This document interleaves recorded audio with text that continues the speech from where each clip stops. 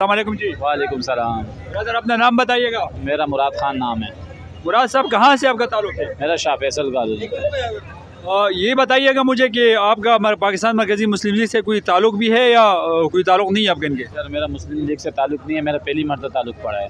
अच्छा हाँ। तो कैसे आपको पता चला कि पाकिस्तान मरकज़ी मुस्लिम लीग ने एक स्कीम निकाली है रोज़गार के सिलसिले में? ये मेरा बड़ा भाई था, उन्होंने स्कीम देखी है और उन्होंने मुझे ये रक्षा लेके दिया है। ये अप्लाई किया तब जाके ये हमें मिला है। हम लोगों ने फार्म भरा था, फार्म के बाद हमने पैसे जमा कराए, उसके बाद हमें बुलाया गया और ये हमें रक्षा दिया है। बस अल्लाह तवक्कल, हमने उम्मीद रखी हुई थी और 100% हमें यकीन था कि इंशाल्लाह मिल जाएगा। मार्केट रेट से बहुत कम में मिल रहा है। ये गरीबों के लिए बहुत अच्छे हैं ये लोग। पहले हम रक्षा चलाते थे किसी का, अब ये हमने अपना लिया है। किराए पे हम लोग बचाते थे रोज़ 500-600 रुपये, इस पर इंशाल्लाह 2000, 1500-2000 बचाएंगे हम। इसके पैसे निकाल के 2000 तक हम बचाएंगे इंशाल्लाह अल्लाह के हुक्म से।